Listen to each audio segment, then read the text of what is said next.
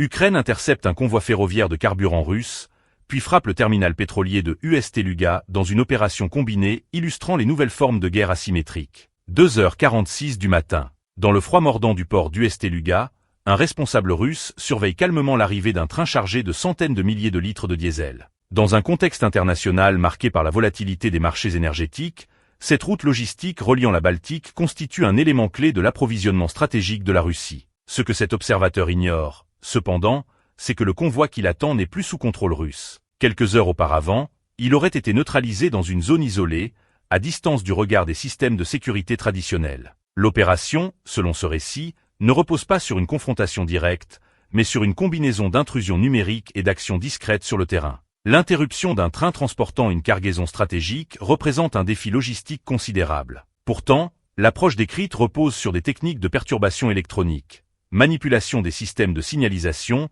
création de faux indicateurs et altération des flux d'informations. En introduisant une anomalie contrôlée dans le réseau ferroviaire, les opérateurs auraient provoqué un ralentissement du convoi, ouvrant une fenêtre d'intervention brève mais décisive. Une unité spécialisée serait alors intervenue, neutralisant l'équipage sans recours à une force létale, et prenant temporairement le contrôle du train. L'objectif ne semble pas avoir été le vol au sens classique, mais la redirection stratégique de l'actif vers une cible opérationnelle. Au cours des heures suivantes, le convoi aurait poursuivi sa route en apparence normale, franchissant plusieurs points de contrôle sans alerter les autorités. Cette phase repose sur un élément central, la confiance accordée aux systèmes automatisés. Les données affichées aux opérateurs indiquant un statut prioritaire auraient suffi à lever toute suspicion, illustrant une dépendance critique aux infrastructures numériques. Parallèlement, une seconde composante de l'opération se déploie dans les airs. Une vague de drones est lancée en direction de la zone cible, non pas pour infliger des dégâts directs massifs, mais pour saturer les systèmes de défense. Parmi eux figurent des appareils légers et peu coûteux,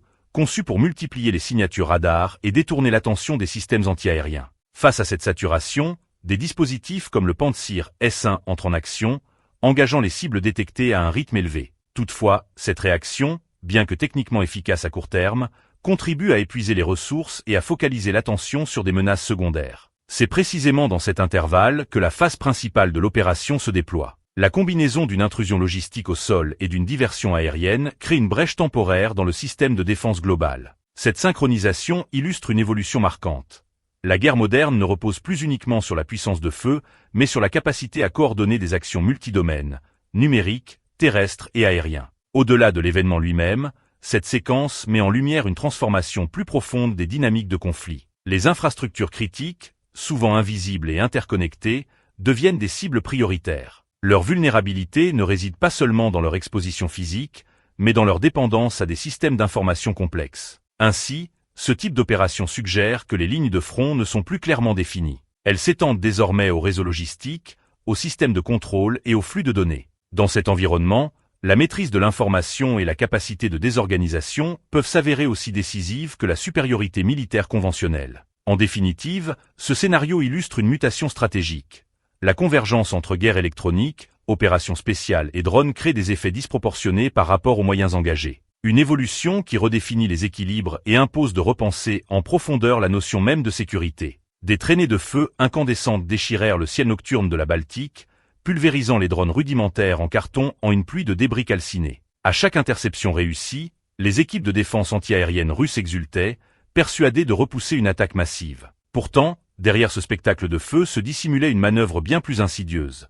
Ces 40 drones bon marché n'étaient qu'un écran, une diversion soigneusement orchestrée pour saturer et piéger le système Pantsir S1. Cette tactique n'était pas sans rappeler les doctrines de saturation évoquées par certains stratèges militaires, visant à submerger les défenses adverses par le volume plutôt que par la sophistication. Tandis que les canons et missiles traçaient leurs arcs lumineux dans la nuit, un effet secondaire critique apparaissait. Une zone d'ombre radar se formait au-dessus des vagues, une brèche invisible créée par la propre activité défensive du système. C'est dans cette faille que s'insinua une menace bien plus redoutable. Un drone discret, porteur d'une charge létale, progressait à basse altitude, échappant à la vigilance des capteurs saturés. Simultanément, une autre composante de l'opération avançait, plus lente mais tout aussi décisive.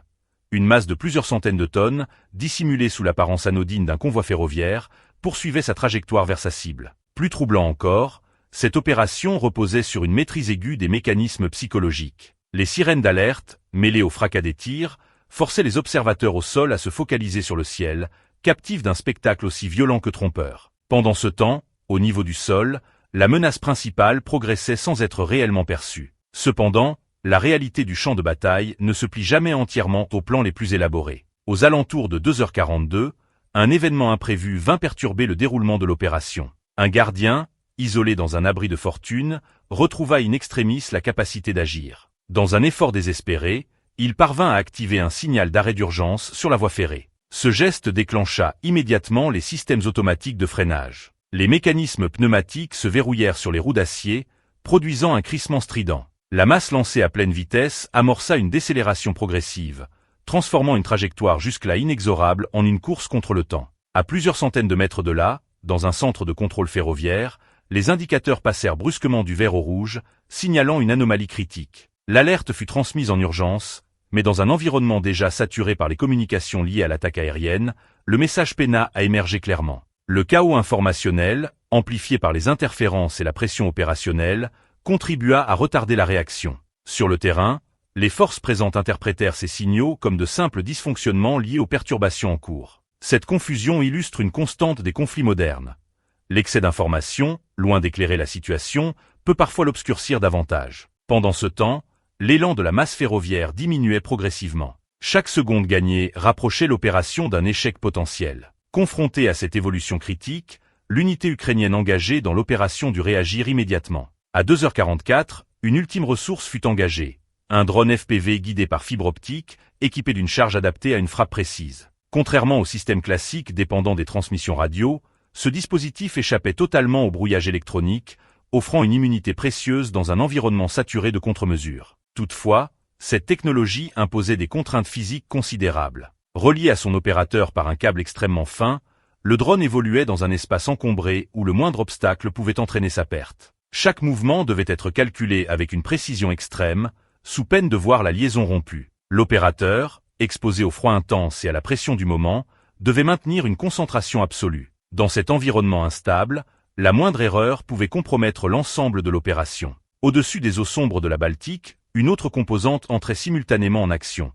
Un drone d'attaque de plus grande taille, conçu pour une frappe terminale, recevait à son tour l'ordre d'engagement. À cet instant précis, l'opération atteignait son point culminant, où chaque seconde, chaque décision et chaque mouvement déterminait l'issue d'un affrontement où la technologie, la ruse et le hasard s'entremêlaient étroitement. Cette manœuvre d'infiltration, d'une précision presque chirurgicale, exigeait une maîtrise absolue des nerfs, comparable à ces opérations clandestines où chaque geste doit être exécuté dans un silence total, sous peine de déclencher une catastrophe. Sur l'écran de contrôle, le compte à rebours clignotait en rouge, implacable, marquant les secondes qui s'égrenaient vers un point de non-retour. Il ne restait plus que 10 secondes avant que cette infrastructure portuaire, d'une valeur colossale, ne s'ouvre involontairement à une force destructrice. Au sol, la masse d'acier du convoi produisait un hurlement strident, les freins comprimant les roues avec une violence telle que des gerbes d'étincelles illuminaient la brume de la Baltique, transformant la scène en un spectacle aussi spectaculaire que terrifiant, à l'instant précis où l'impact devenait inévitable. Au même moment, à travers l'image instable transmise par le drone en plongée, une cible critique apparaissait, un immense réservoir de condensat, exposé, vulnérable, occupant l'espace comme un point de rupture prêt à céder. L'intensité dramatique atteignait alors son paroxysme, dans une configuration où chaque élément, vitesse, timing, saturation des défenses, convergeait vers un résultat unique. Sur le terrain, les soldats russes, témoins de la scène, restaient figés, incapables d'intervenir efficacement. Ce moment de sidération traduisait la brutalité d'un renversement stratégique. Un système défensif conçu pour intercepter des menaces extérieures se retrouvait contourné, neutralisé par une combinaison de saturation, de tromperie et de coordination. Ce basculement révélait une réalité plus profonde.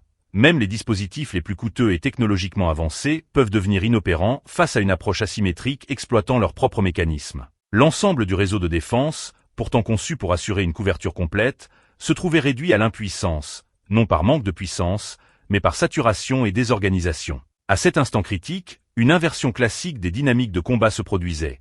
La force brute cédait face à l'ingéniosité tactique. L'initiative ne reposait plus sur la supériorité matérielle, mais sur la capacité à manipuler le tempo, l'attention et les systèmes adverses. À la seconde précise où le compte à rebours atteignit son terme, la locomotive, dans un ultime cri métallique, franchit les barrières renforcées. L'énergie cinétique accumulée, bien que déclinante, demeurait suffisante pour provoquer une déformation brutale des structures. Les wagons-citernes, chargés de centaines de tonnes de carburant, furent soumis à des contraintes extrêmes.